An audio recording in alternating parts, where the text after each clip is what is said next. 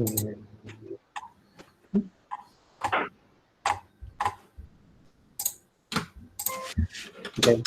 Vedete le slide a casa? Qui le vediamo. Okay, so we can start now. Passiamo anche troppo grande. Voila. Okay. So last time we introduced the Dirac equation, which is the equation of motion for relativistic fermions in general, and in particular it was introduced for the case of electrons. And you see it here in the explicit covariant form, so where psi is the spinor, the eigenstate, essentially, of the Dirac Hamiltonian. M is the mass of the fermion, that would be the mass of the electron, for instance, and the gamma mu are the four Dirac matrices, as we introduced last time. Now, we have been searching for a solution of this equation in the form of plane wave, where now U is the four-component spinor, and then we have the standard plane wave here. And by doing so, we found we had to solve a homogeneous 2+2 system of 2+2 equations, which end up to four independent solutions that we call U1, U2, U3, and U4. The first two corresponds to a positive energy, and the second two, so U3 and U4, to negative energies.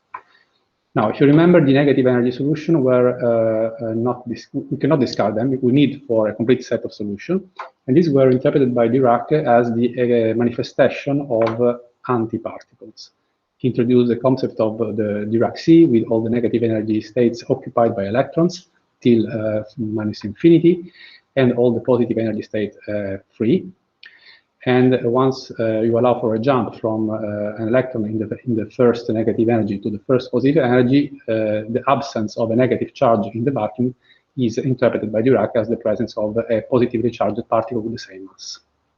And this was the prediction of the positron, which was then experimentally found in 1932 by Anderson by looking for strange tracks in cosmic rays. Now, one can also solve the equation by searching for a different kind of solution, where now the energy and the three momenta are inverted, so E2 minus C and P2 minus P. And you would find, by doing the same procedure, a new set of solutions that we call B1, B2, B3, and B4. Again, two of those corresponds to a positive energy and two to negative energy. And so in total, we have in hand 8 different solutions, the 4 U's and the 4 V's, although, of course, only 4 are independent. So 4 of them, U1, U2, B1, V2, corresponds to positive energy, and the other 4 to negative energy. And in the modern view, so based on the Feynman-Stackelberg interpretation, this negative energy solution corresponds to either particles or antiparticles, which are unphysical because they move backward in time. Okay, so according to this view, we will discard the solution and we will only consider the positive energy solution, which are instead a real physical particle and antiparticle with positive energy moving forward in time. Okay, so U1, U2 are the two solutions for the particles, and B1, B2 are the two solutions for the antiparticles, or real or physical. And so from now on, we will forget completely about the other set of solutions. Okay. Now, this was a recap. Let me show you here again the 4 solutions in full glory. So the 2 particle solution, U1 and U2, and the 2 antiparticle solution, V1 and V2. Okay. Now, if you remember, the question I left at the end of last lesson was, so okay, we understand the distinction between particle and antiparticle solution, but why do we have this twofold degeneracy? Why do we have 2 solutions for particles and 2 solutions for antiparticles? So today we have to understand how can we physically distinguish between these 2 pairs of solutions.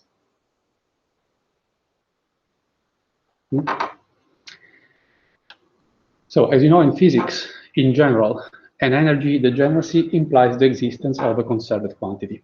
So there must be a physical observable that commutes with the Dirac Hamiltonian, whose eigenvalues can be used in principle to distinguish between the 2 degenerate states. Okay, so we have to find now an observable that commutes with the Dirac Hamiltonian, which is 2-valued. So one can use one value for one component and the other value for the other component. Can you guess what this could be? You have already the slides available since yesterday, but maybe we didn't go through them. What is the first thing you could think to solve the degeneracy for two values? The spin. Yeah. One can think, we are talking about fermions, so spin of particles, so why not thinking about spin? So spin up, spin down. This would be the easiest solution. So let's try to explore this solution. So it might be tempting to associate the twofold degeneracy to the two projection of the spin of particle and antiparticle. Now, in the Dirac theory, we're dealing with four-component spinors. The spin operator is a bit more complicated than in non-relativistic quantum mechanics. So it is now given in terms of a 4x4 matrix, sigma, okay, divided by 1/2, where sigma is essentially a vector of 4x4 matrices. Sigma 1, where the two sigma are, as usual, three Pauli matrices. And the spin operator must satisfy the standard computation rule, okay, the same you have in non-relativistic quantum mechanics. Now, it turns out that the Dirac spinor psi are eigenfunctions of the squared spin operator, so s squared, with value s equal 1/2. So you can indeed write a sensible eigenvalue equation for the squared spin operator in psi when s is equal to 1/2. And let me show this on the blackboard. So, okay.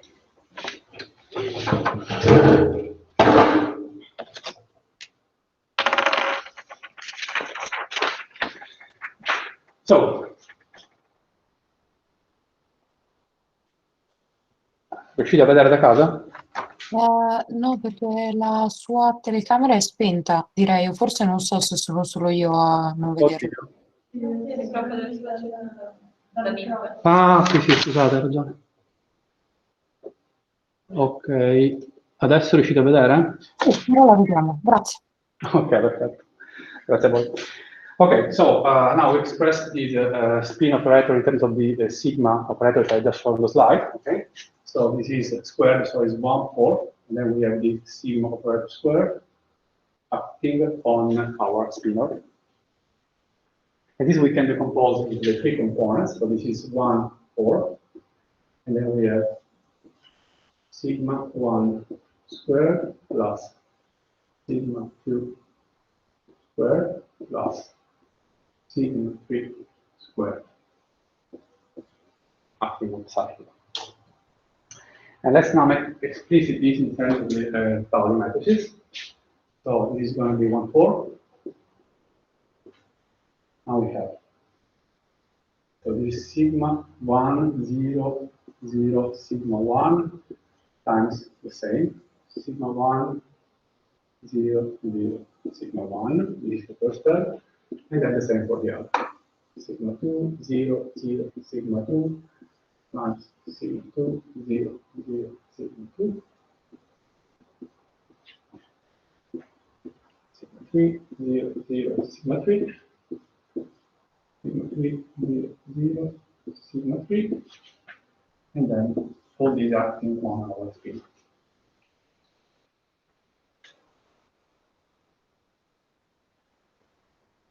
Now, let's make explicit now the Pauli matrices.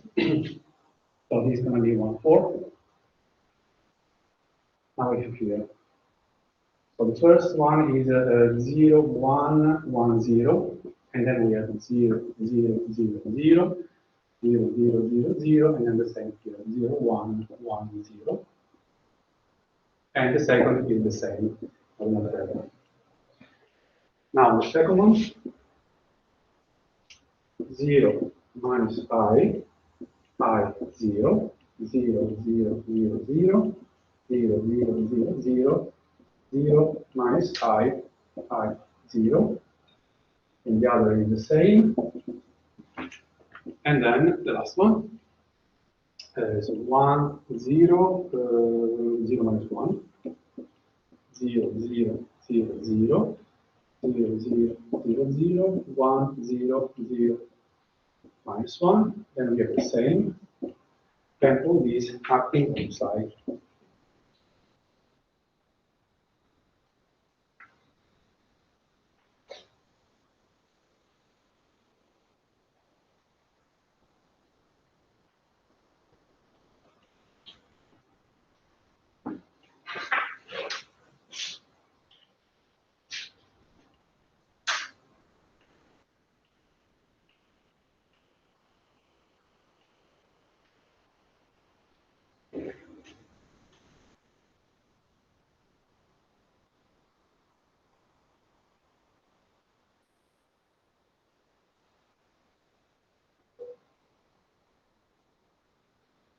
Okay.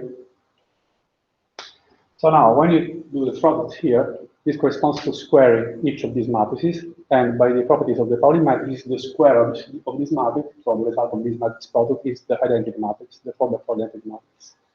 So this is simply given by 1,4. Then we have the identity matrix 1, 0, 0, 0, 0, 1, 0, 0, 0, 0, 1, 0, 0, 0, 0, 1, plus 3 times the same. So this is nothing less than 3 divided by 4. Then we have the identity matrix.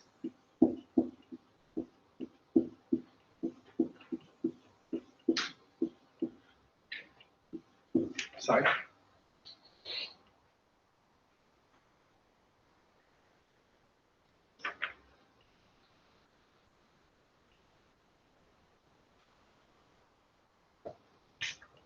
So this we can simply write as 3/4 psi. This is just an influence. And the 3/4 we can decompose as 1/2 plus 1 psi. That is S plus 1 psi with S equal to 1/2.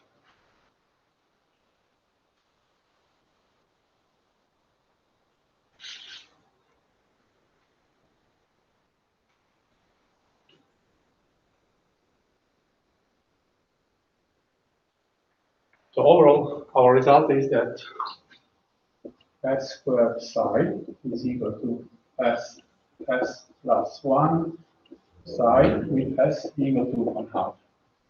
So indeed, our spinor, which is the eigenstate of the Dirac-Hamiltonian, is also eigenstate of the squared spin operator with eigenvalue 1/2. Okay.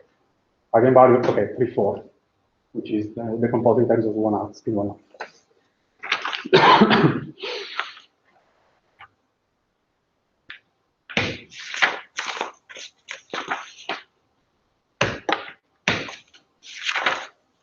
Okay.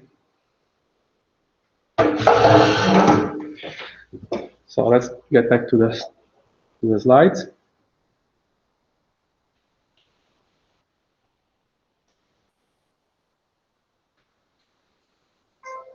All right. So the Dirac equation provides a natural description of a spin 1/2 particle. In fact, the electron is a spin 1/2 particle as an example. And for instance, it allows to compute correctly the energy splitting of atomic levels due to spin orbit and spin-spin interactions in atoms. Those that are responsible for the fine and hyperfine splitting, as you know. And yielding the correct value of the fine structure constant, so 1/137, okay? And if you remember, this was instead a problem for the Klein-Gordon equation. The Klein-Gordon equation was resulting in a completely wrong value of the fine structure constant. So Dirac solved also this problem with his equation, okay? And of course, the reason for that is that the Klein-Gordon equation doesn't work for fermions. This only works for scalar bosons. Now, let me introduce a very fundamental object or quantity that is the magnetic moment. We will make use of this quite a lot during the rest of the course.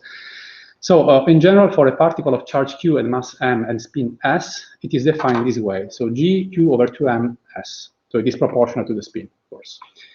Where g is the so-called gyromagnetic ratio. Okay. Now, within the Dirac theory, it is predicted that the value of G is exactly equal to 2. Okay.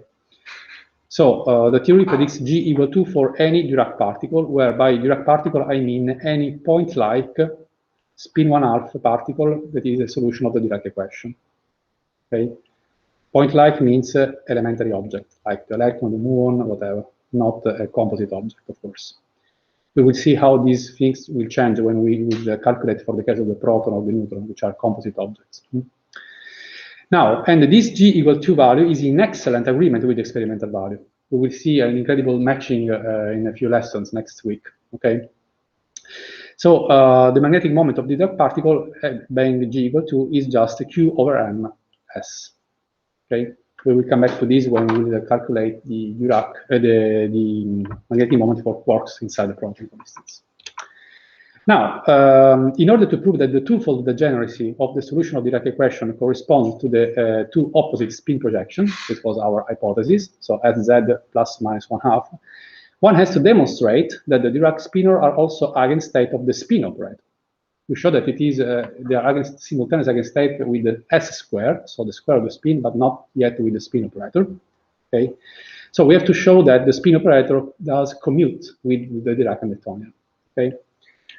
So this we will not show, but you can prove yourself. It turns out that this is not the case. So when you calculate the commutator between the Dirac Hamiltonian and the spin operator S, you find out that this is not zero. Okay, this is given by this product of the alpha matrices and the momentum operator. And so the spin does not correspond to a conserved quantity, and thus cannot explain the twofold degeneracy of the Dirac solution. So for the moment, we are still in the situation that we couldn't find a way to distinguish between the two degenerate solutions. This is not the spin. What about the orbital angular momentum? So one can also show that the orbital angular momentum L also does not commute with the Dirac Hamiltonian. Okay, so you get essentially the same quantity with an opposite sign, and so does not correspond to a conserved quantity. But I think, as you can imagine, if you take the sum of the two, so the total angular momentum, this is the case. So the total angular momentum J, which is L plus S, commutes with the Dirac Hamiltonian.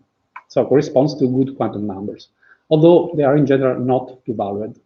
So we cannot use J to distinguish our two solutions. J can take any value because, not any value, but it depends on the value of L, of course.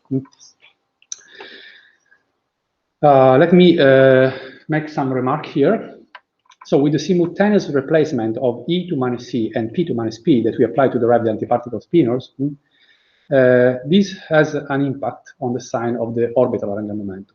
So the orbital angular momentum for particle spinors is classically R times P, okay, vector product.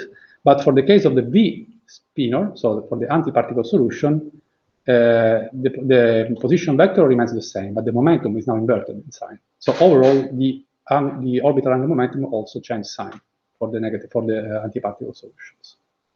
So in order to fulfill, the commutation relation for the total angular momentum L plus S, also the physical spin for the antiparticle spinors must be opposite for the case of the particle spin. So keep this in mind. Okay. Now, so we still need to justify the twofold degeneracy for the solution of the Dirac equation. Okay, we're still there. And as we had shown, this cannot derive from the two spin projections, since the spin operator does not commute with the Dirac operator. Therefore, we need to find another two-valued observable whose operator commutes with the Dirac Hamiltonian. Okay. So the solution is the helicity.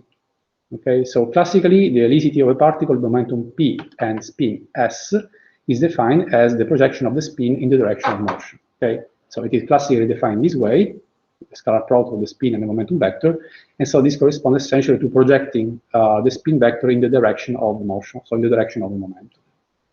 All right.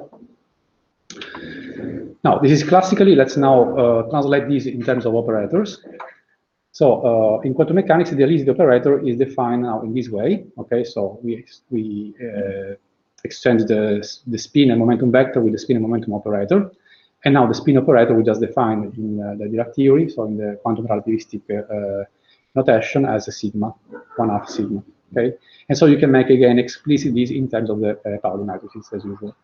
Okay, so this is the helicity operator in the Dirac theory, so in the relativistic quantum mechanical approach. Now it turns out that the helicity operator commutes with the Dirac Hamiltonian, okay, for the case, but only for the case of massless particles and massless antiparticles. This is extremely important, so I will come back to this several times today.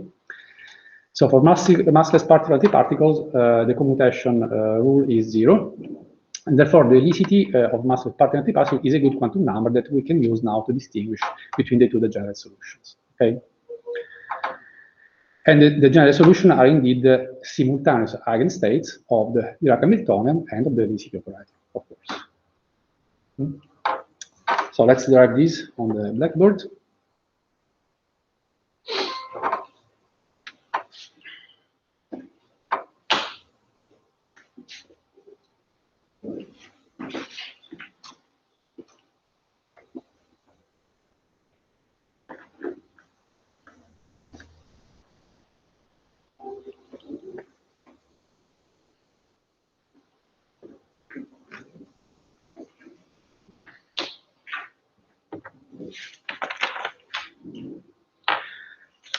So let us, for the moment, consider, for simplicity, that the direction of motion is along the z direction.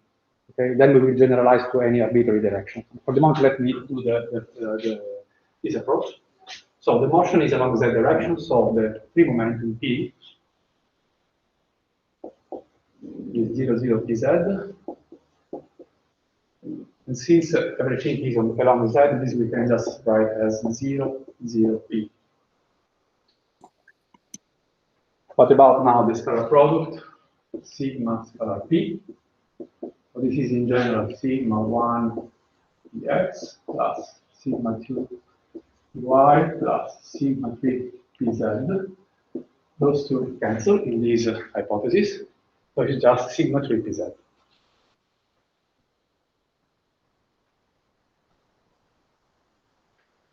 Now, let's write down the U1 solution.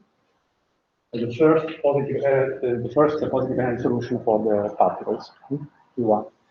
So if you remember, this we on last time, we have a normalization constant, E plus M, and then we have our 4-component spinor. 1, 0, this was the arbitrary choice of the phi 2-component spinor, if you remember. And then we have here phi pz divided by E plus M and Px plus I dy divided by E plus M.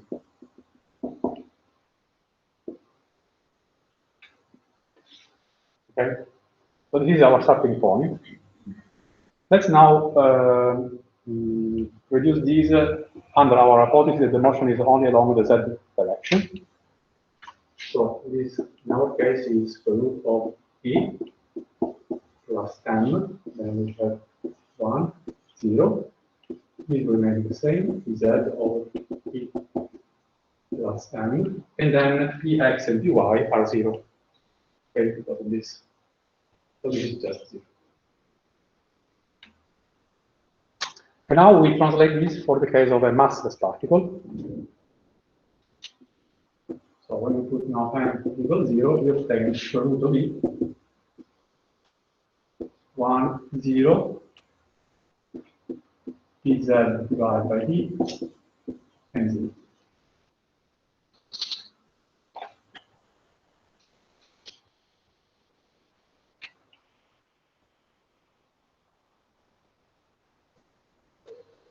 So let me write this here, so I can clear the board. So U1, we wrote as square root of E, and then 1, 0, Z over E,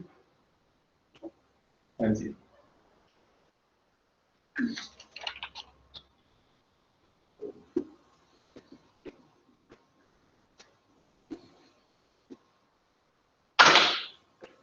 Okay, let's now write down the eigenvalue question for the density operator of these eigenstates. So we have H acting on U1. This is, we take the explicit form of the density operator as I showed before in the slide. So this is 1 over 2p. Then we have sigma star p, 0, 0, sigma star p, and then we have U1.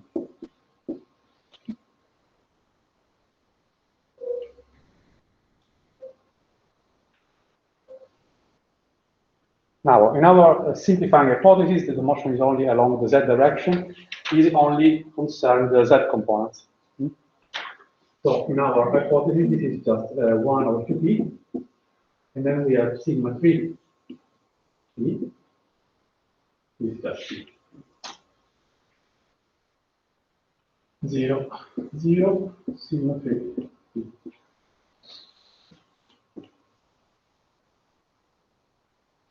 And then we have U1.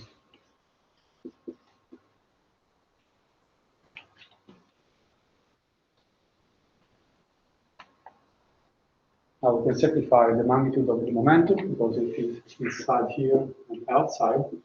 So this is just 1/2 sigma 3, 0, 0, sigma 3, U.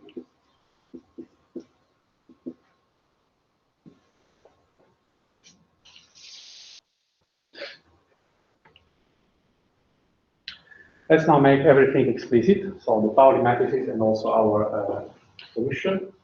So this is 1/2. This is 1, 0, 0 minus 1, 0, 0, 0, 0, 0, 0, 0, 0, 1, 0, 0, minus 1. And now we write down our solution. So square root of E,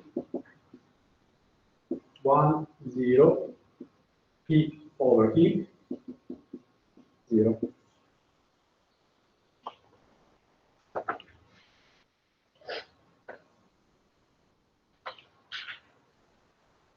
Okay, and we take now the product of the matrix with the vector here.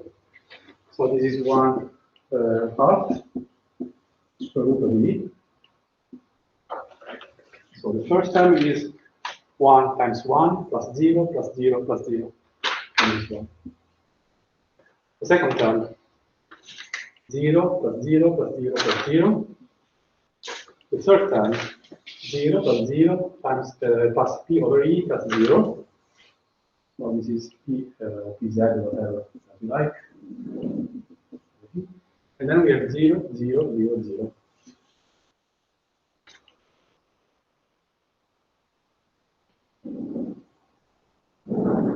So what we have here is just our solution, U1. So there is nothing else than 1/2 U1.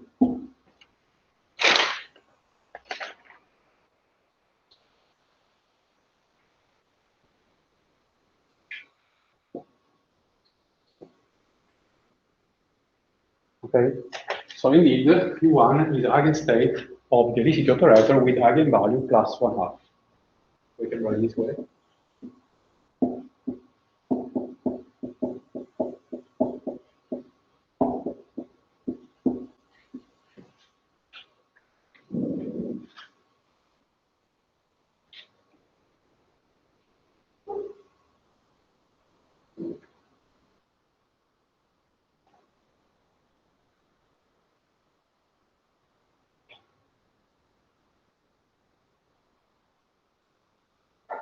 Okay, so let's now repeat the exercise for the second Dirac solution, U2. Okay, let's see what happens.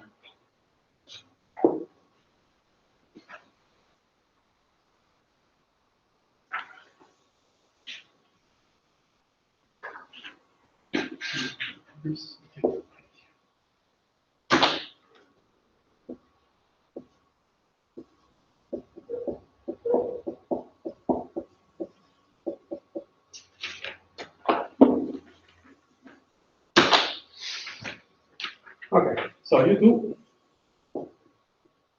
is square root of E plus M 0, 1, Px minus I Dy divided by P plus M and minus Pz divided by P plus M.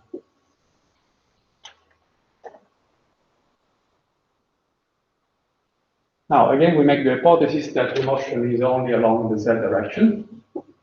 So Py and Px cancel. So this is square root of P plus M, and we have 0, 1, 0, and minus z over P plus M. And then again, we consider only massless solutions. So the square root of E, or just at the end, 0, 1, 0, and minus z over E.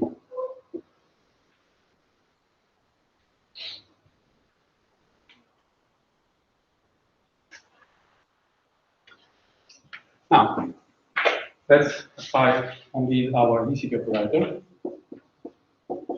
So as before, it is 1 over 2p, sigma p 0, 0, sigma p, acting on U2. That is 1/2. I will skip some intermediate passages, so the same, the procedure is exactly the same. So 1, 0, 0, minus 1.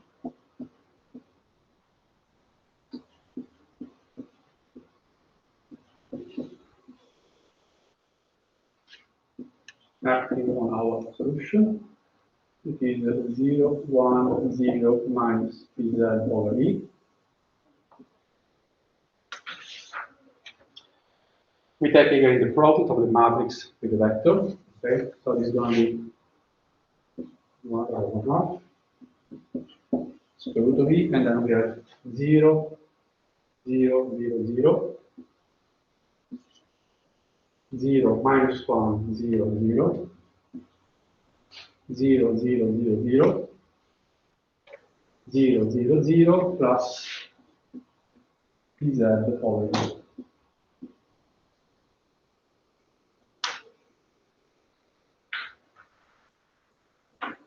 So let's put the minus sign outside.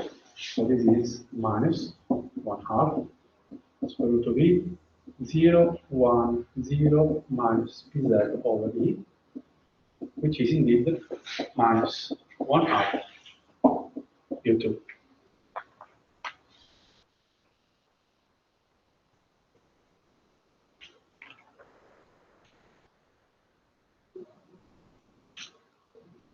And so for the second solution, we found that h over u2 gives us minus 1/2 u2. And so again, the second solution is also eigenstate of the density operator with eigenvalue minus 1/2. And this, let's say, solves explicitly our request for a twofold degeneracy for our solutions. Okay, so the U1 and the U2 are both particle solution with positive energy, blah blah blah, but with opposite eigenvalue of the density operator.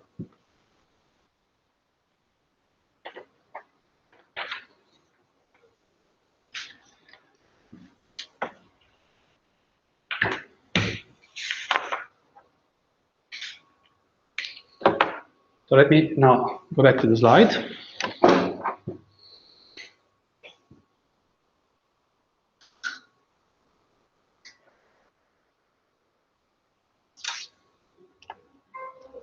Okay, so this is the result that we just found. So choosing the direction of motion along the z-axis, we obtained for massless particles that the U1 and U2 are both eigenstate of the density operator with eigenvalues plus 1/2 and minus 1/2 respectively. Of course, they are simultaneous eigenstate of the density operator and the Dirac operator by definition. What about the antiparticle? So for massless antiparticle, one can reduce the exercise, and you will find this solution, these results here. So the V1 and V2 are also eigenstate of the density operator, but now the V1 corresponds to an eigenvalue minus 1/2, and the V2 to an eigenvalue plus 1/2 of the density. So the two are inverted. This will be probably more clear later on. So U1 and V2 corresponds to states with positive helicities. Okay, this means that the spin and momentum are along the same direction.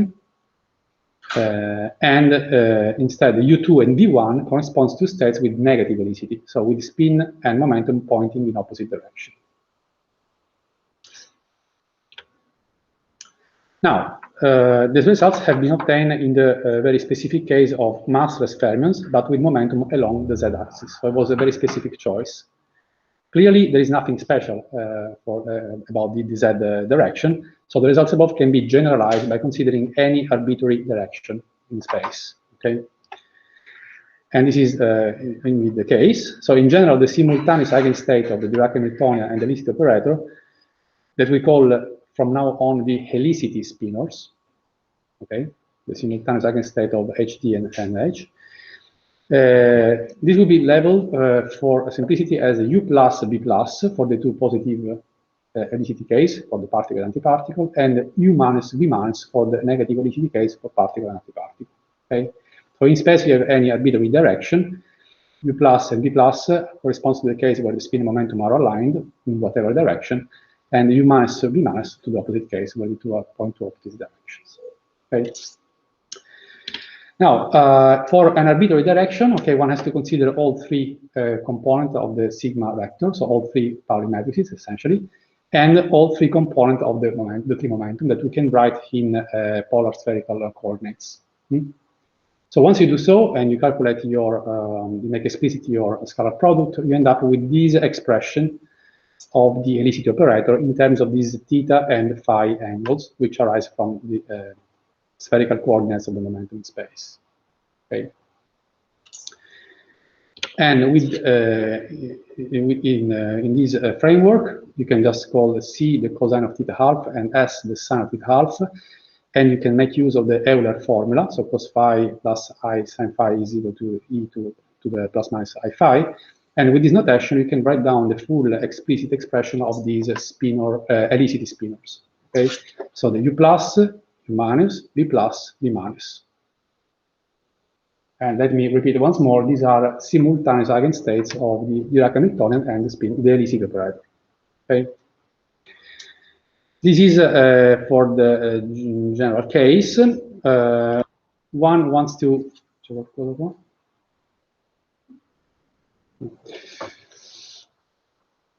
In the ultra-relativistic case, where the energy is much larger than the mass, one can neglect the mass, and then the expression of the helicity spinors simplifies in this way here. Okay, where again C and S corresponds to the cosine of the sine theta half. Now, let me go back to the question of the opposite sign for spin of particle and antiparticle. Of course, this reflects also in the definition of the helicity operator for particle and antiparticle spinors. So in the Feynman-Trachtenberg interpretation, the helicity operator for antiparticle helicity spinors is opposite to that of the particle helicity spin. Okay, this is a consequence of the fact that the spin operator is also opposite, as I showed before, which is needed in order to get the commutation between the total angular momentum J and the Dirac operator. And so this is essentially the full set of eigenvalue equation for our helicity spinors. V plus, V minus, V plus, V minus. Okay, so the eigenvalues are opposite. Okay. Now, so far was about massless particle, but what about massive particle? We know that electron is a massive particle, and essentially all the matter particles are massive particles. Okay. So since a massive particle moves in vacuum at a speed smaller than the speed of light, of course, it is always possible to find a reference frame that moves faster than the particle itself. And from this reference frame, the momentum of the particle appears inverted, pointing to the opposite direction, while the spin direction remains unchanged. So essentially, the helicity will be appear opposite from this very fast-moving reference frame. And so, in other words, helicity is not Lorentz invariant. Okay, you can always find for a massive particle a reference frame where the helicity has opposite sign. It is not Lorentz invariant. Now, the fact that the eigenstate of the Dirac-Hamiltonian are also eigenstate of the helicity operator, and thus that the helicity is a good quantum number, is only approximately true for massive particle. Okay, it is completely true for massless, but only approximately true for massive particles. And the level of this approximation is of the level of V over C. Okay, the faster the particle, so the more close this ratio is to 1. So, saying in other words, this approximation is good for light-fast particles, such as electrons or neutrinos, that in most of the cases move at the speed of light, almost the speed of light. And approximation becomes worse and worse for heavier particles, or particles which are non-relativistic. So let me summarize in this table our results. So let's first consider the massless case. Okay, we have particles, antiparticles, and for each we have the positive and negative helicity. So these are the eigenvalues, plus 1/2, minus 1/2 for the two particle spinors, and the opposite, minus 1/2, plus 1/2 for the two antiparticle spinors. And now when we move to the massless, to the massive particles, we have to correct these by the ratio V over C. Okay? So the faster the particle, essentially, the better the approximation.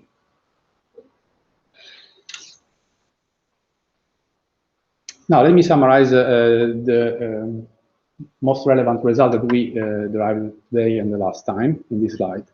So the Dirac theory guarantees both linear and total angular momentum conservation, because both the momentum and the total angular momentum commute with the Dirac Hamiltonian.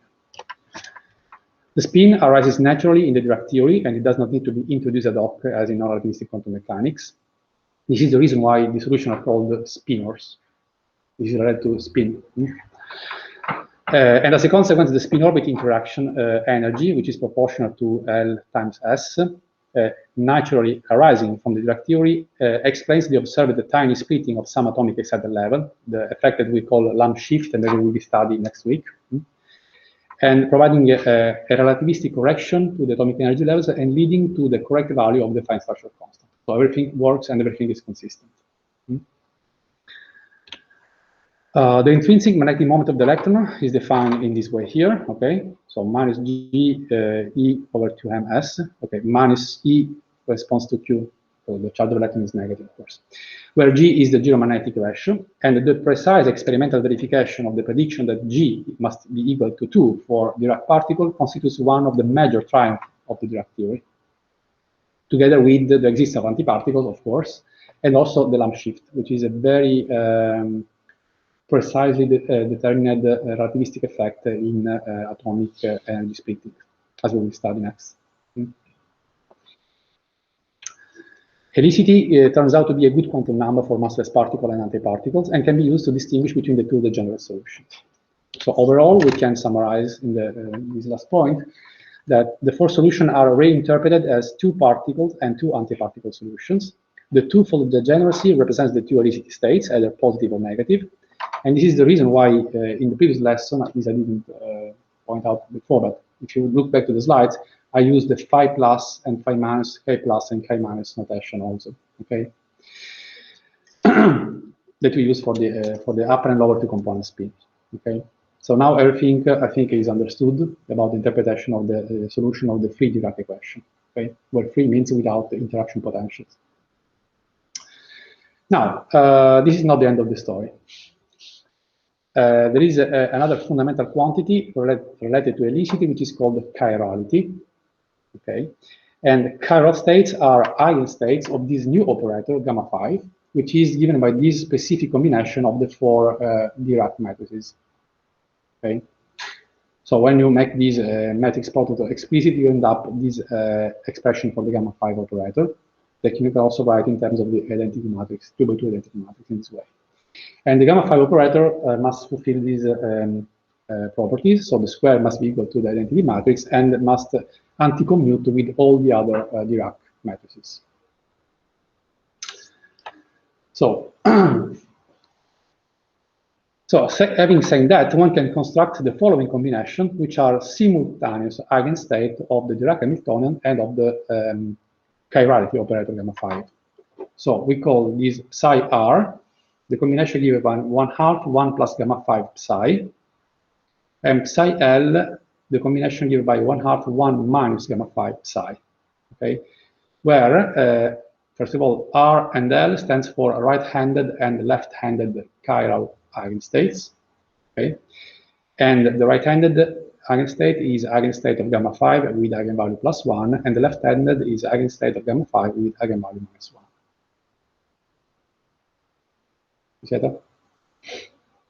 Now, we can also call this object here, 1/2 1 plus gamma 5, as the PR operator, which is the projector over right-handed states, right-handed chirality, and the PL as 1/2 1 minus gamma 5 as the left-handed projection operator. So essentially, this right operator, when acting on the spinor, gives you the right-handed spinor. And the left operator, when acting on the spinor, gives you the left-handed chiral spin. Okay. What about the adjoint chiral states? So the situation is opposite in this case. So in order to get the right-handed adjoint spinor, you have to use the left projector acting on the left side. In order to get the left-handed adjoint spinor, you have to use the right projector acting on the left. Okay. And now the adjoint Right-handed spinor is eigenstate of gamma 5 with eigenvalue -1, and left-handed with the eigenvalue +1. So that's the opposite of this. Okay. We will make use a lot of this notation in the future. Okay, so this is very important. Now, while the spin and helicity are properties of the two component spinors, phi and chi, and can be measured also experimentally, okay, the chirality is a property of the four-component spinor and cannot be measured. However, it turns out that for massless particle, let me stress massless particle, the chirality operator gamma 5 coincides with the helicity operator H. Okay, so for massless particle, there is no distinction between chirality and helicity. And indeed, the helicity is a good quantum number. So the helicity eigenstate then also coincides with the chirality eigenstate that I just introduced before. So the positive helicity eigenstate corresponds to the right-handed chiral eigenstate, which is given by this combination of the standard eigenstate. The negative helicity eigenstate corresponds to the left-handed chiral eigenstate, and opposite for the adjoints. Okay. So to make a long story short, left chirality for massless particles, left chirality corresponds to negative helicity. Okay, so the two are indeed equal for the case of massless particle, and the right chirality corresponds to positive helicity. Okay. Of course, this is only approximately true for massive particles, massive ultra-relativistic particles. In general, relativistic massive particles and antiparticles are admixtures of the correct helicity state, which is the dominant contribution, and the wrong helicity state, which is, let's say, a subdominant contribution suppressed by a factor M over E. Okay, so for massless particle, this identity is an inequality. It is correct, 100% correct. For massive particle, it is only approximated. Okay, so you have essentially an admixture of the good helicity and the wrong helicity, and a small contribution of the wrong helicity. Okay. Okay, let's go back to the board.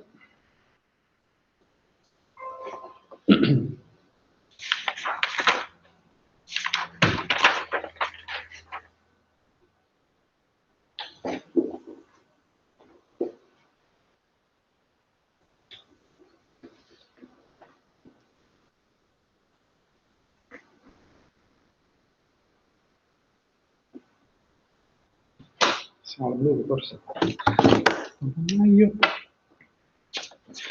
So let's consider a generic spinor U. And as I will show in a moment, it is always possible to decompose any spinor into the right-handed and the left-handed component. Okay. So this you can also always write as, of course, 1/2 U plus 1/2 U.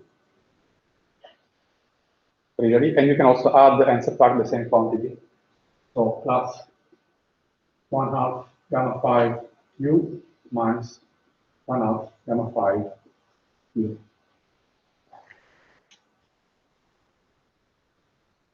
But now you can collect things in a proper way. So this is nothing else than 1/2 1 plus gamma 5 U plus 1/2 1 minus gamma 5 U. This is the right-handed projection operator. This is the left-handed projection operator. So this you can always write as UR plus U.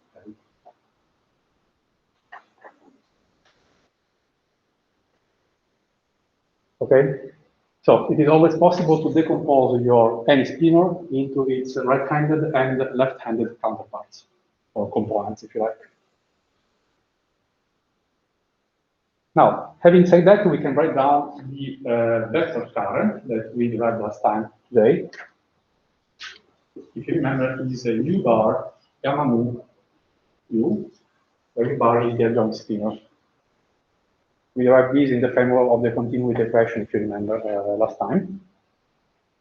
And so now we can split the two. So this is U bar right plus U bar left, gamma mu, U right plus U left.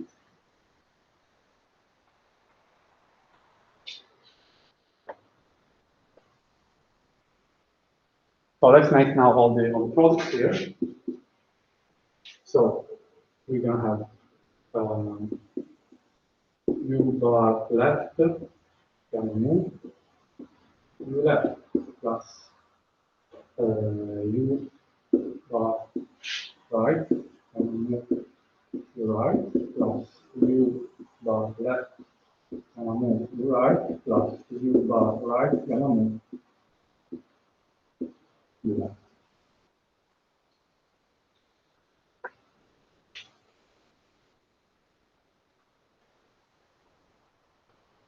Okay, so we have 4 contributions, 2 which are pure anicity, okay, with the same anicity in the adjoint and not adjoint spinor, either left or right, and 2 which are mixed terms. So let's attack one of these mixed terms. So J left, right. So it is u bar left, gamma mu u right.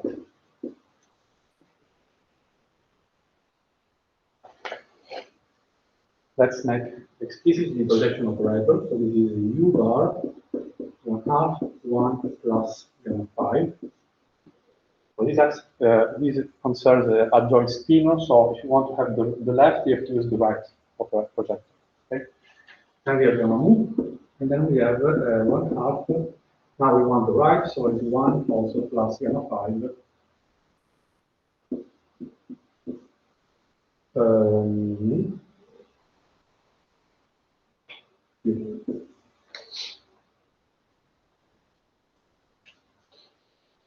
So let's make some algebra here.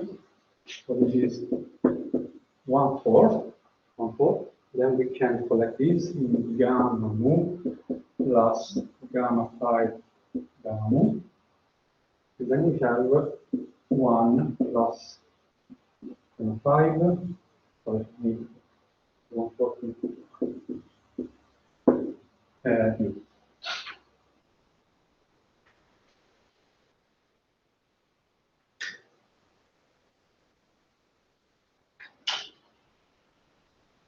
Now we remember the anti-commutation rule for the gamma 5. So gamma 5 gamma mu is equal to minus gamma mu gamma 5. So let me do this. So this is 1/4 u bar gamma mu minus gamma mu gamma 5 1 plus gamma 5.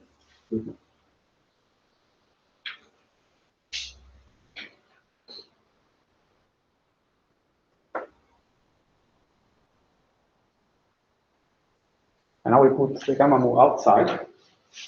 So this is 1/4 u bar gamma mu 1 minus gamma 5 times 1 plus gamma 5 cubed.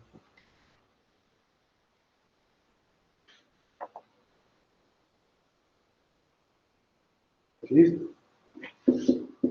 1/4 u gamma mu 1 minus gamma 5 squared cubed.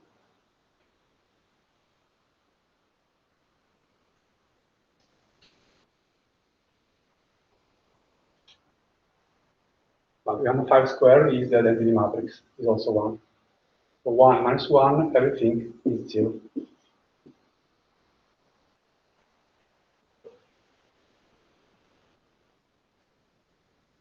Okay. So you can also try by exercise that also the other mixed term, so JRL, which is equal to U R gamma mu UL, is also 0 for the same reason. Okay, you can check yourself. Where it turns out that the two pure terms are non-zero.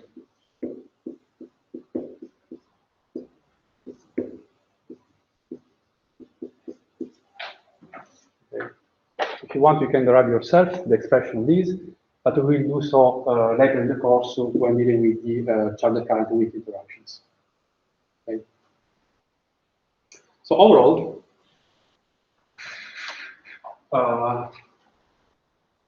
so this goes out, no, sorry, the pureness.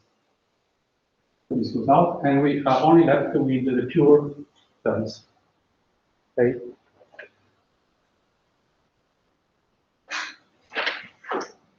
What about the antiparticle spinors?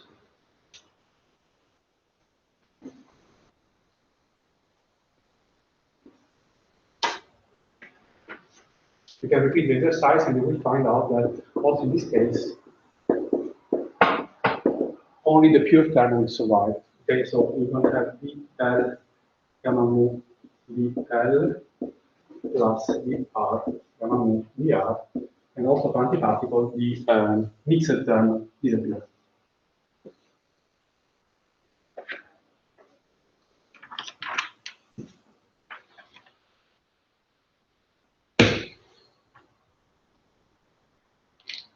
So let's summarize this in the last slide of this first part. So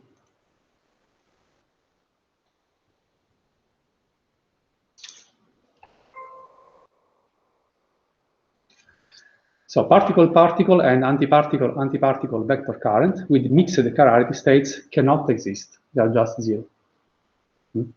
And as a consequence, in ultra-relativistic regime, helicity is conserved for any interaction that concerns vector currents, such as we will see next week, the electromagnetic interaction.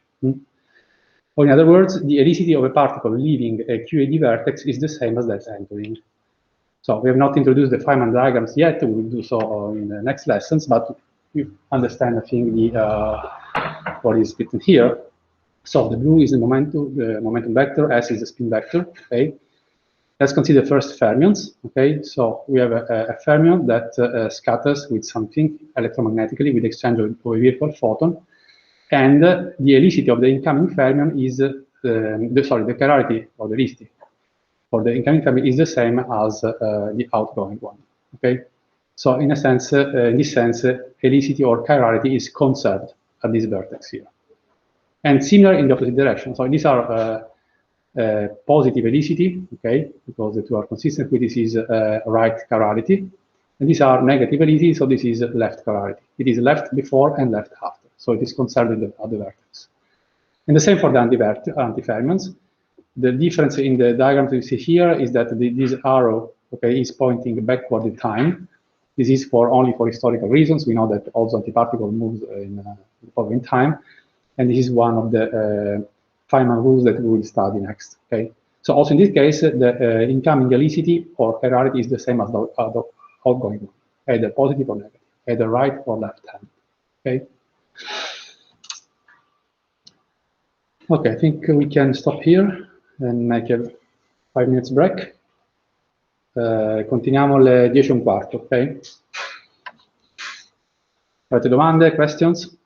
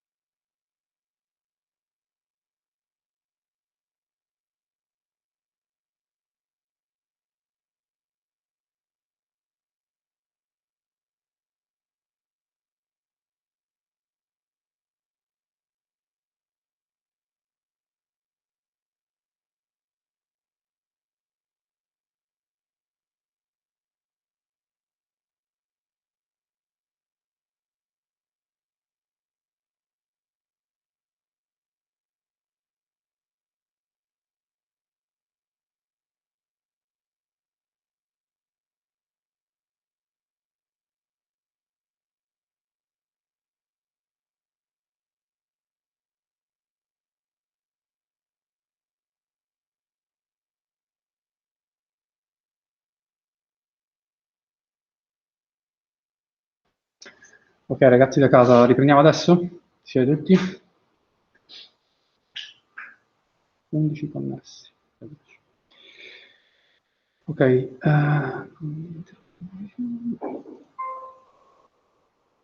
Ok, ragazzi da casa, mi sentite? Vedete la slide?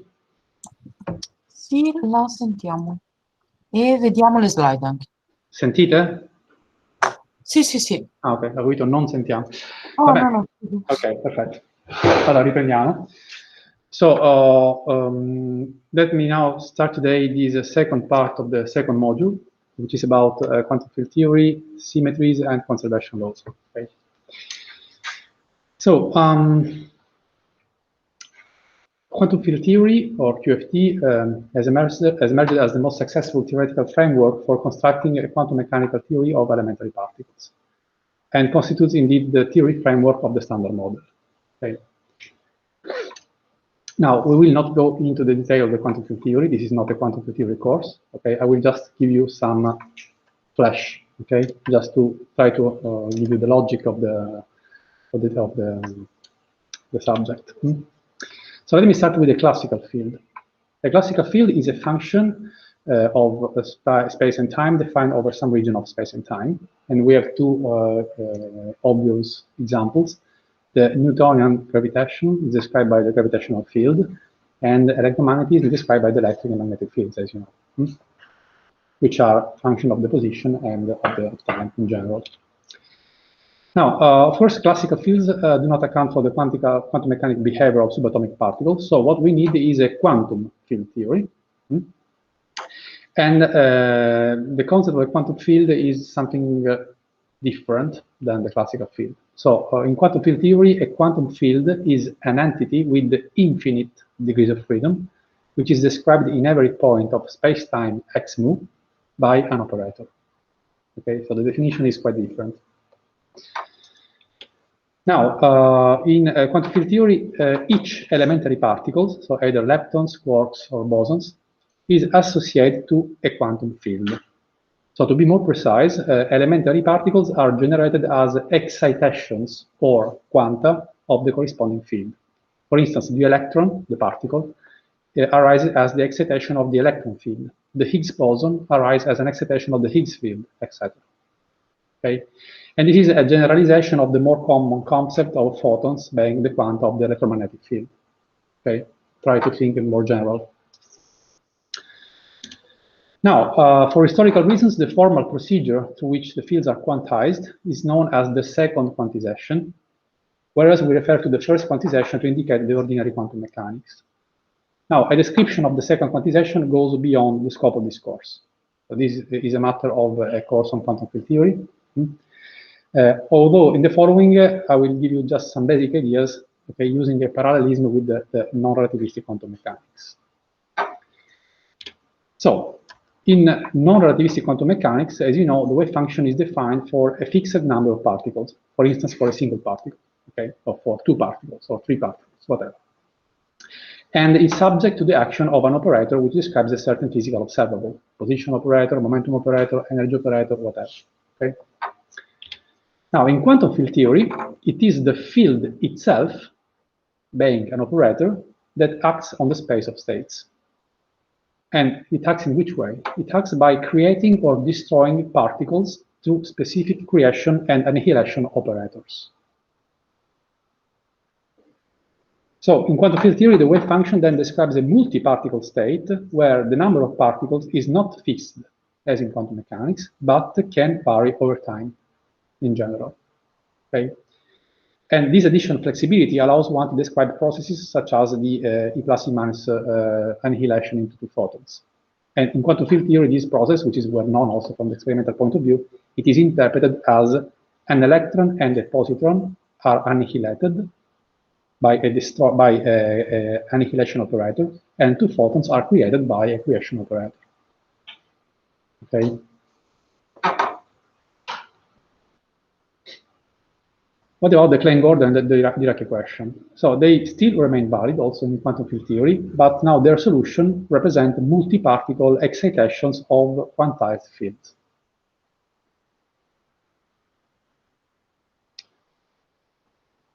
So back to our parallelism with the quantum mechanics. So in quantum mechanics, the wave function of a multi-particle state must be symmetric for exchange of identical bosons and antisymmetric for exchange of identical fermions, as you know. So, for instance, the wave function for a system of n identical bosons is of this form here, okay, where each of these phi functions is the wave function for the ith boson, which is a single particle wave function, and this sum runs over all possible permutation of the key elements.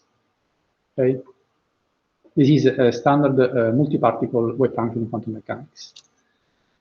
Let's make me even an example here. So, for example, the symmetric wave function of a simple system of 3 identical bosons, one of which is in the state phi1 and the other 2 in the state phi2, is written in this form here. So we have the sum of the 3 permutations, okay, where only one boson is in the state phi1 and the other 2 are in the state phi2. Okay, so these are the 3 terms, and this is the explicit form for this simple 3 particle system. Okay. Now we understand that this is already quite long for only 3 particles. Suppose you have a Bose condensate with millions of particles. Of course, this becomes very easy, very quickly unmanageable as n grows. Okay, so the formula is for quantum mechanics is really not optimal for dealing with multi-particle states. Now, in quantum field theory, instead, one simply lists the number of particles in each quantum state, and this wave function above will only look like in this way, in this very compact way. So we have 1 particle in the first state, 2 particles in the second state, 0 particle in the third state, 0 particle in the fourth state, etc.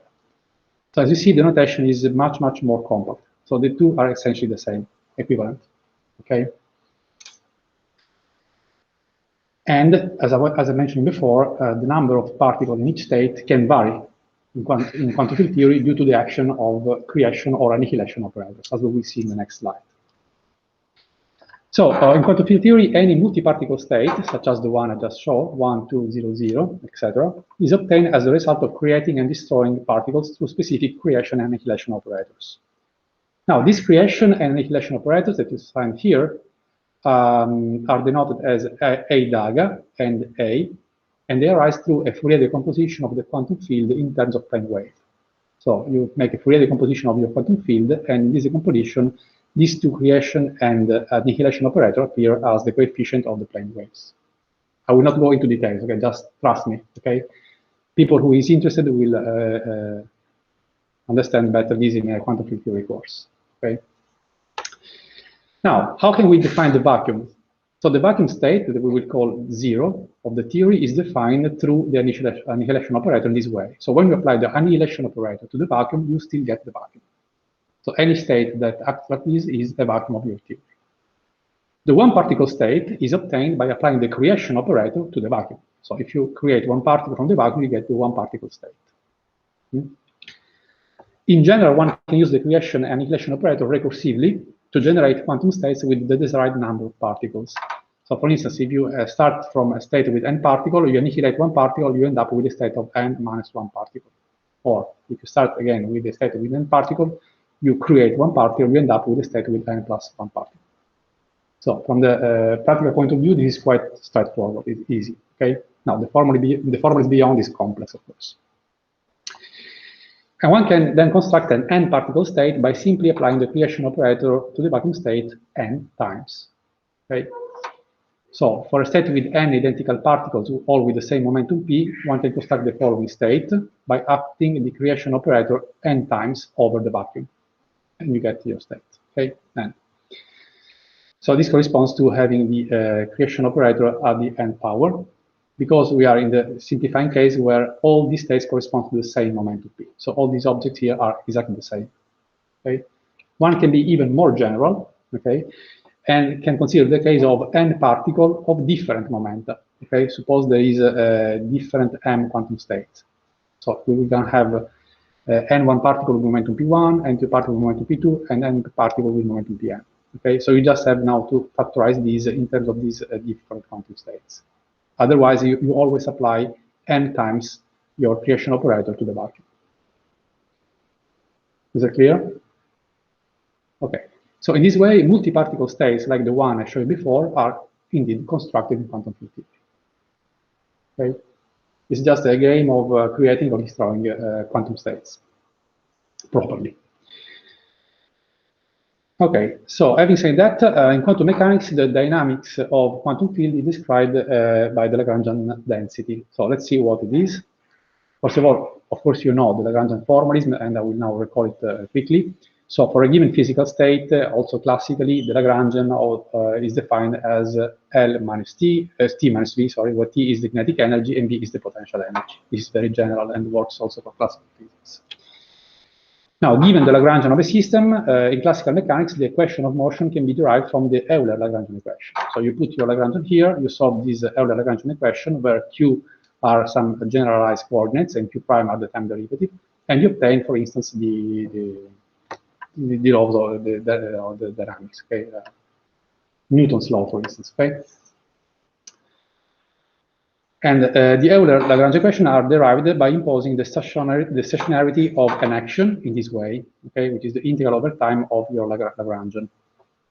However, this is, as you can see immediately, not a Lorentz invariant concept, because here time has a special rule. And for a Lorentz invariant formalism, we need coordinates and time to have the same rule. So these classical formulas cannot be used for the case of relativistic quantum particles. What we need is to introduce a new object, which is called the Lagrangian density. Okay, we use a different symbol, okay, such that when you integrate the Lagrangian density over the spatial volume, you get the standard Lagrangian. Okay, and so when you do this inside the action, okay, this is equivalent of integrating the Lagrangian density in the four-dimensional volume, even including the time and spatial coordinates. Clear? So now the object is Lorentz invariant, as you can see. So the formulas can be easily applied to the case of quantum fields, phi of x mu. Okay, so in this case, the classical Lagrangian is replaced by the Lagrangian density. Okay, where now instead of the coordinates we have the field. Instead of the time derivative of the coordinates, we have the derivative of the field over the four vector. Okay, and instead of time, we have here the four position vector. And the dynamics of the field is derived from the Lorentz invariant Euler-Lagrangian equation. So we use essentially the same Lagrangian equation, where now we put the fields inside here, okay, and we use the position for vector inside. Okay, we can write this even in a more compact way by remembering that the over the x mu we can just write as the mu, both here and here. Okay. Ci siete, ragazzi? Se vado troppo veloce, dicono. Okay. Now, the Lorentz invariant Lagrangian density for a free scalar field, scalar means spin equals 0, okay, of mass m is of this form here. So we have essentially two terms here. The first term, the one with the derivatives, corresponds to the kinetic term, the kinetic energy of our field, and this second order term corresponds to the mass term. Okay, this is in the hypothesis that the particle is free, so there is no potential or interaction, just for a free scalar particle. Okay. Now, since the dynamics of scalar particle is described by the Klein-Gordon equation, as we studied, okay, by inserting this Lagrangian density into the Lorentz invariant Euler-Lagrangian equation, we expect indeed to recover the Klein-Gordon equation. So let's show this.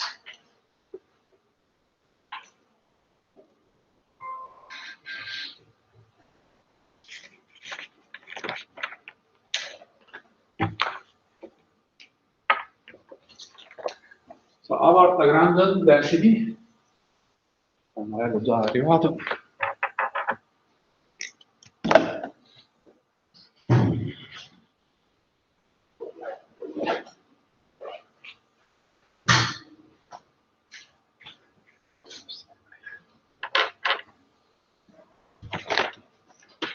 for a scalar particle is half the mu for a scalar field, not particle but field. We are talking about fields. Okay. This is the kinetic energy, and then we have minus half m squared by squared. So let's now prove that once we insert this into the Euler-Lagrangian equation, we indeed recover the Klein-Gordon equation. So the Euler-Lagrangian equation is the mu L the mu phi minus the L mu phi equal to 0. So let's first calculate this second term here in the phi. Can you tell me what the result of this? Quanto fa?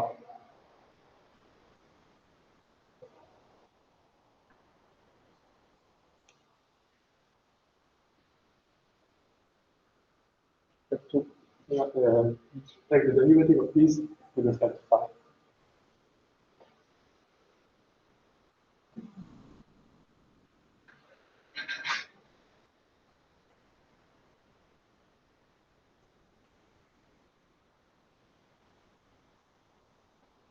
So where does the phi field enter in the Lagrangian density?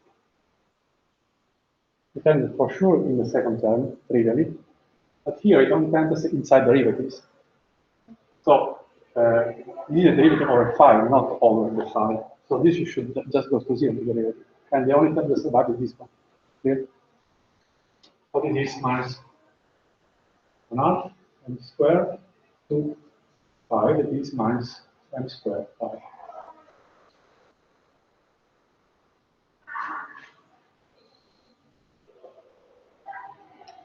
Let's now calculate. Yeah.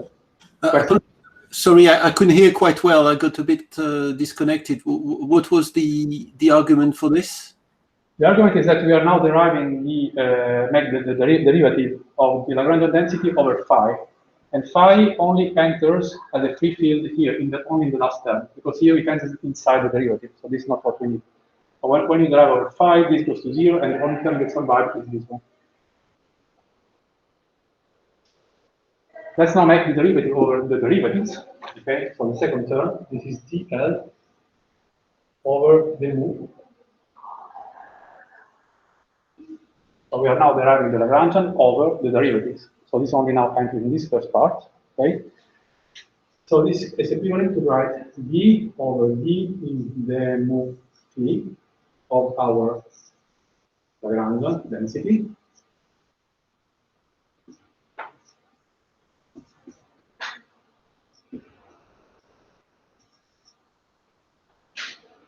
Okay. Now, this guy here is nothing less than a second order derivative. Okay, so this is write as the mu phi squared. Okay, so when you derivate with respect to this, you just have to take the derivative of this first part. And this goes to 0 in the second part. So this is just the mu.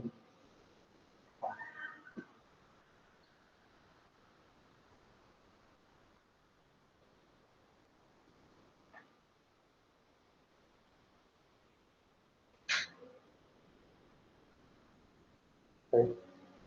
Let me remind you that classically, the first term is the kinetic energy term, right? So it goes with the square of the velocity.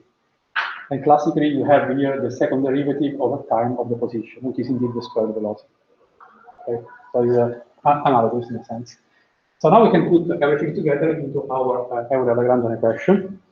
And so we have that when we substitute there, we are saying that first part is just the mu. Also this here outside. So it's the mu of the mu phi plus m squared phi equal to 0. Okay, we change sign here, we minus sign here, we minus sign there, goes the plus sign.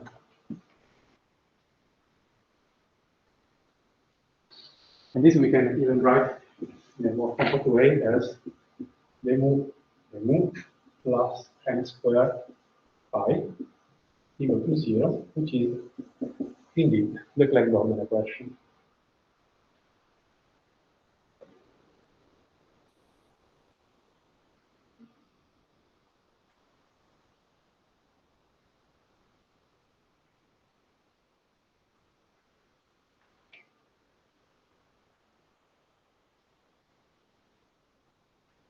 So we can invert our reasoning and say that the Lagrangian that we provide at the beginning as an hypothesis is indeed a correct Lagrangian for describing the dynamics of a free scalar field. Okay? It fulfills the Klein-Gordon equation now for the quantum field. Fine.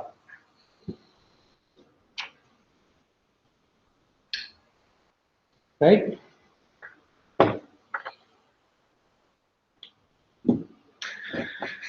Back to the slide.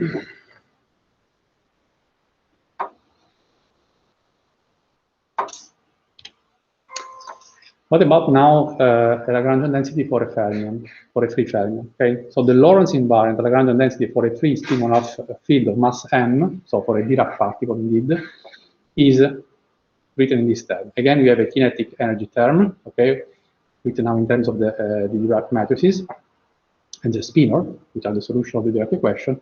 And also here we have a mass term which is bilinear in the adjoint and not adjoint spinor.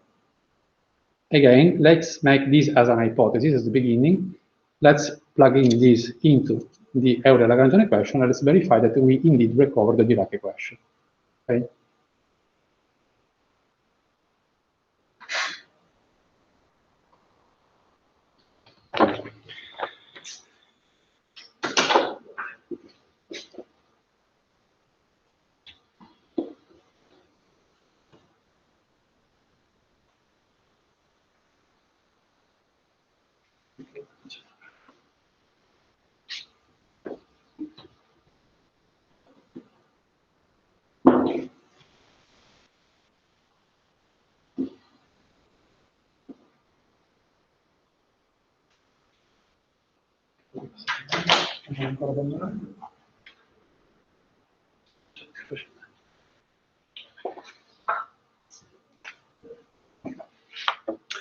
Okay, so let me write down again the Lagrangian density, our hypothesis for the Lagrangian density for a free fermion, the free Dirac particle, I, psi bar, gamma mu, mu psi, minus m,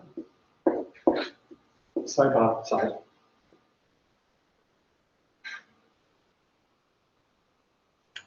Now, there is a difference with respect to the Klein-Gordon case. The difference is that now we have a spinor and the adjoint spinor, and we have to keep them separately. So we have to make two cases. Okay? The first case, let's consider the Euler-Lagrangian equation for the adjoint spinor. So our field phi is our adjoint spinor. And we, again, put together everything into the Euler-Lagrangian equation.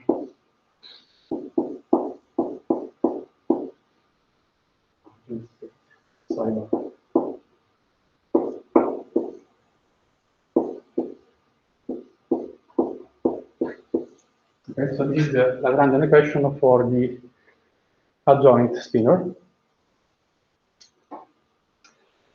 Again, let's calculate the two terms separately.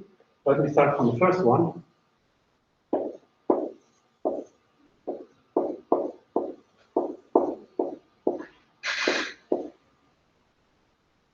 Can you tell me the result of this?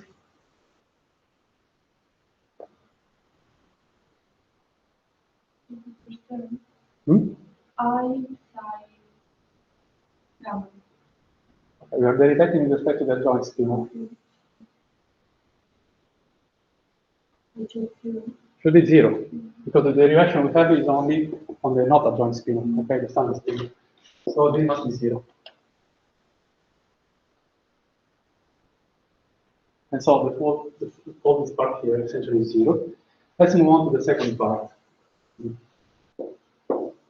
We have in the psi bar, so this is the psi bar of our random density, psi bar, gamma mu, in the mu psi minus psi. Now in this case we have two contributions, okay, one here, one there. So the derivative gives us I gamma mu the mu psi minus psi.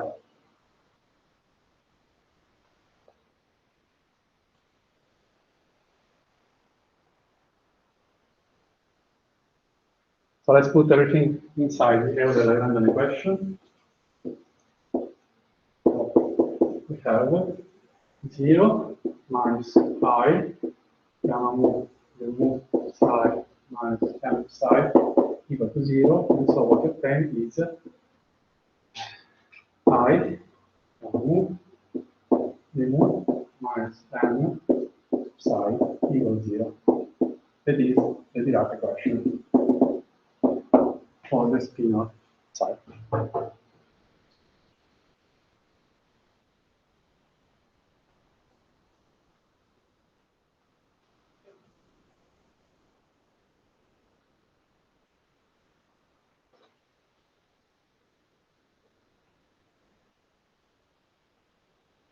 Now we make the second case.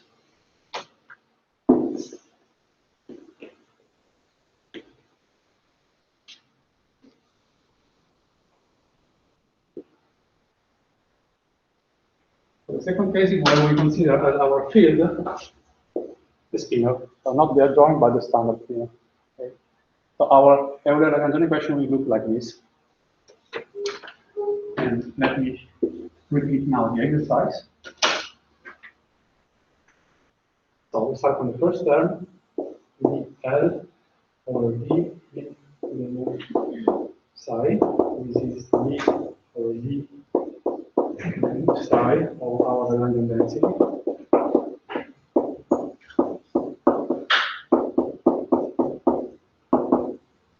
Okay. And the derivative of psi only enters here, right? So this is clearly I psi bar gamma mu.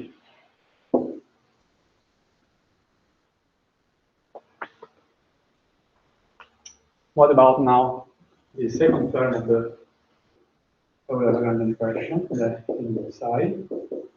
This is the psi of our friend I psi bar gamma mu the mu c minus m psi bar c. Okay. And the only place where the field enters as an object is the second term, because here it is involved inside the derivative. So this is just minus and psi bar.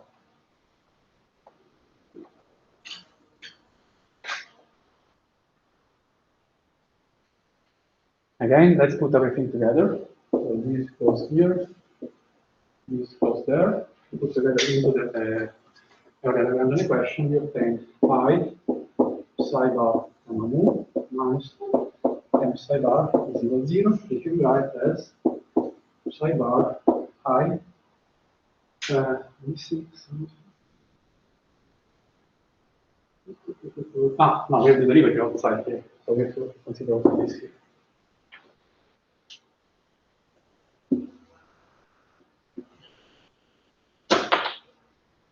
So it's the mu of I psi bar gamma mu plus m psi bar is equal to 0, and this you can write as psi bar I the mu gamma mu plus m equal to 0. And what we recover, as you recognize, is the adjoint Dirac equation.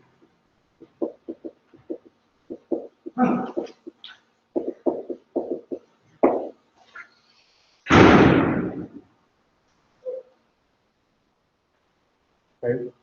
So indeed, there is a good Lagrangian for a Dirac particle, okay, for a spin 1 alpha elementary fermion.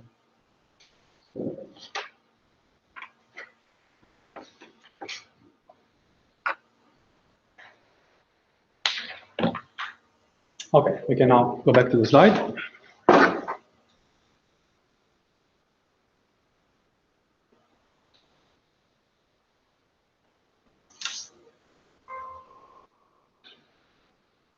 Okay, so far we only considered 3 particles or 3 fields, okay, without interaction. Of course, in general, fields interact with each other, and one should also consider an interaction term in the Lagrangian density. So the Lagrangian density will be the unperturbated, let's say, a free Lagrangian, times an interaction term. Now, as we already mentioned in the previous week or last week, reliable predictions on amplitude of physical processes such as scattering, reaction, decays, etc., are obtained from perturbation theory, assuming that this interaction term is small, is only a perturbation. Okay, or in other words, that it is proportional to a small parameter over which we can make a power expansion. So this is indeed exactly the case for the quantum electrodynamics. The quantum electrodynamics is the gauge theory of the electromagnetic interaction, as we will start studying next, actually tomorrow, I guess. And in this case, the small parameter is the dimensionless fine structure constant. So 1 alpha electromagnetic, which is 1 over 137, which is indeed a very small number. Okay, so you can easily make a power expansion over this, and the higher order terms are completely negligible. So you already get very precise predictions at the lowest orders in your perturbation expansion. So indeed, QED has an extraordinary predictive power, with prediction having proven to be correct to within 1 particle to 10 to the 8.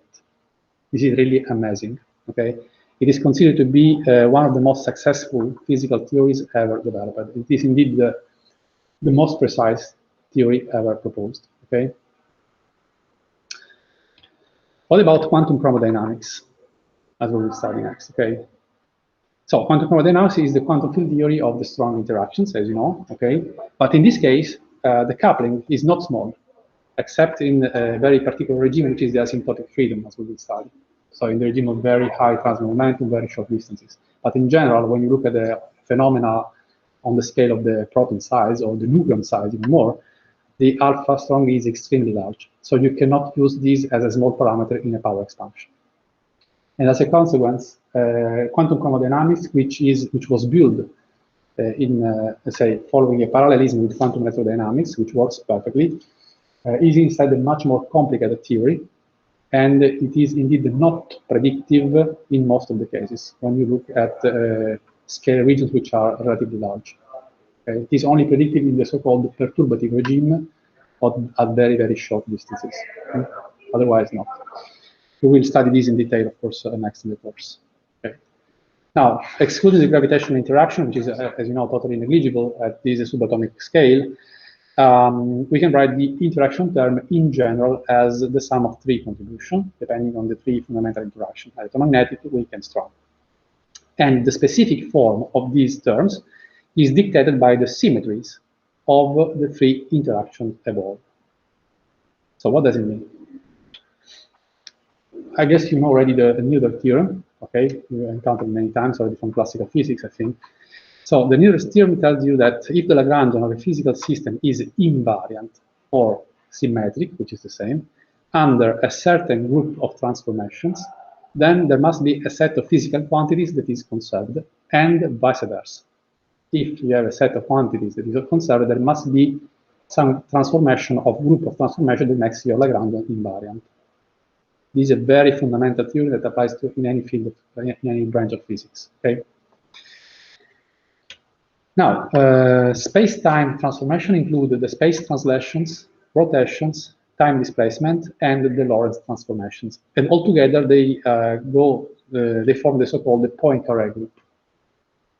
So the Poincare group is a group of transformation that include all the space-time transformation: translation, rotation, translation in time, and also Lorentz transformations. Okay. And it turns out that the invariance of the Lagrangian of a physical system with respect to the Poincare group of transformation results in the conservation of linear momentum, energy, and angular momentum. Okay. Now, the transformation can be divided in 2 main categories. The first one that I want to touch is the so-called discrete transformation, such as parity, charge conjugation. This will be studied in a dedicated chapter of our course, okay, in a few weeks from now. So in case of discrete transformation, the parameters of the transformation can only take discrete values, okay?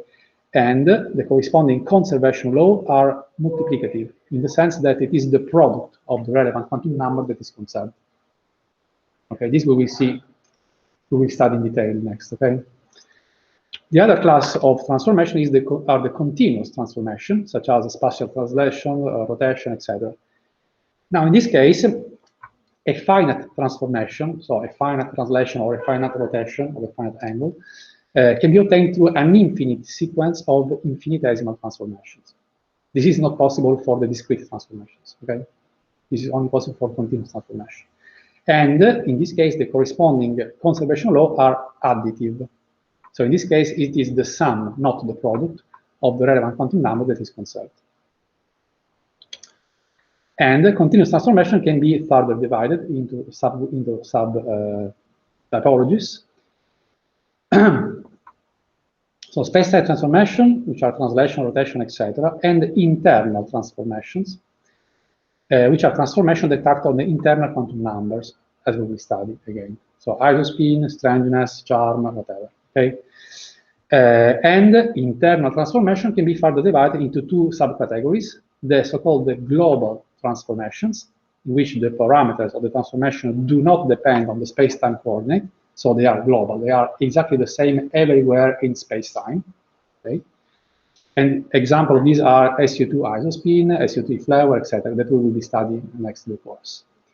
Or the local transformation, also known as the gauge transformations, which are more fundamental.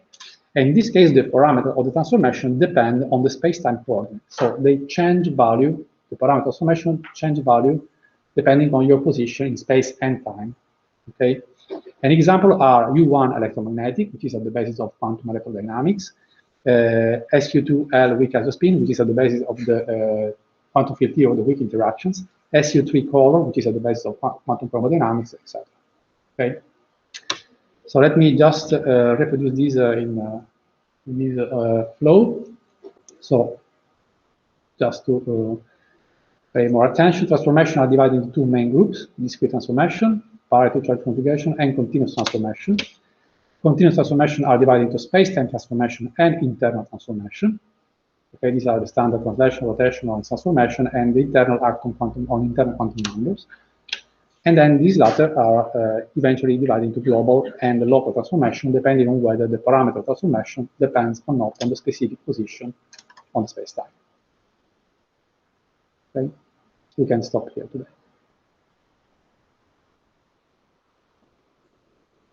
Questions?